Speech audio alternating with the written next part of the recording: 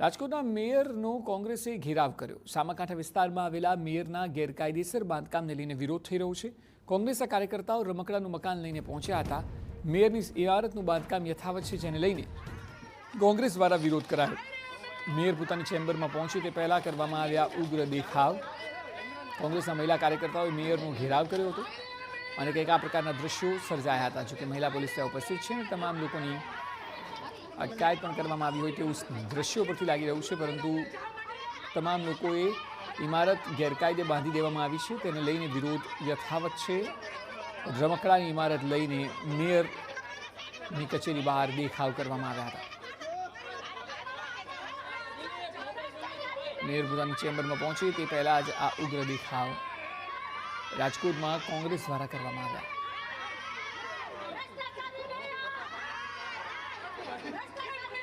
મેયરના પતિ દ્વારા ગેરકાયદે બાંધકામ કરવાનો વિવાદ સતત વધી રહ્યો છે અને તેને લઈને વિપક્ષ પણ આક્રમક છે।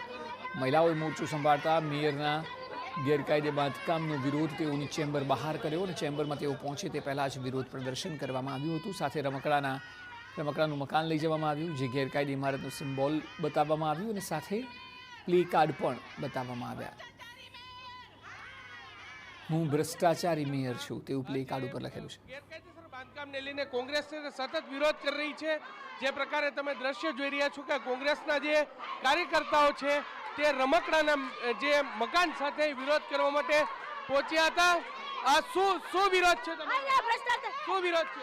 નાના માણસોના મકાન ઉપર બુલડોઝર ફેરવે તો આ મેયરના પતિએ સરકારી જગ્યા ઉપર બાંધકામ કર્યું છે, એના ઉપર પણ તાત્કાલિક ધોરણે બુલડોઝર ફેરવવામાં આવે અને આવા ભ્રષ્ટ મેયરને દૂર કરવામાં આવે। રમકડાનું મકાન લઈને આજે આવ્યા હતા? હા, આજે અમે બંગલો ભેટ કર્યો છે કે જગ્યાની અને મકાનની ભૂખ હોવાથી એમણે સરકારી જમીન ઉપર ગેરકાયદેસર બાંધકામ કર્યું છે, એટલે અમે એને બંગલો ગિફ્ટ કરીને કહેવા માંગીએ છીએ કે આ સરકારી જમીન ઉપર ગેરકાયદેસર બાંધકામ કરવાનું બંધ કરો। એટલે જે પ્રકારે દ્રશ્ય અત્યારે તમે જોઈ રહ્યા છો કે એક તરફ જે કોંગ્રેસના કાર્યકર્તાઓ છે તેઓ જે મેયર ઓફિસ છે તેની બહાર છે તે વિરોધ પ્રદર્શન કરી રહ્યા છે અને બીજી તરફ રાજકોટના મેયર નૈના પેઢડિયા છે તેઓ તેની ઓફિસ ખાતે પહોંચી રહ્યા છે, ત્યારે પોલીસ છે તે વચ્ચે સમજાવટનો રસ્તો છે તે કાઢી રહી છે। જોકે જે પ્રકારે તમે અત્યારે દ્રશ્ય જોઈ રહ્યા છો કે કોંગ્રેસના કાર્યકર્તાઓમાં જે ઉગ્ર વિરોધ છે તે જોવા મળી રહ્યો છે અને મેયરની ચેમ્બર છે તેની વચ્ચે જ જે કોંગ્રેસના કાર્યકર્તાઓ છે તે જે મેયરની વિરુદ્ધના નારા છે તે લગાવી રહ્યા છે।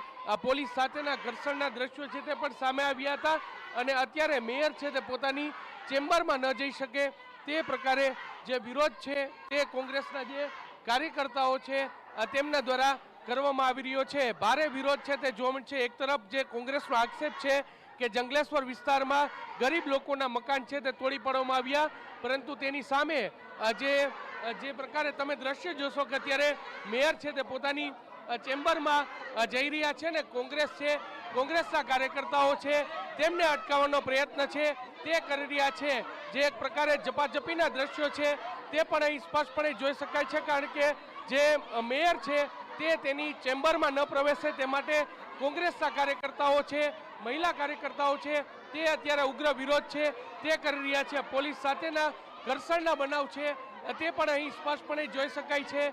મેયરની સામે જ મેયરને ચેમ્બરમાં ન ઘૂસવા દેવામાં આવે તે પ્રકારના દ્રશ્યો છે તે રાજકોટ મહાનગરપાલિકામાં અત્યારે જોવા મળી રહ્યા છે।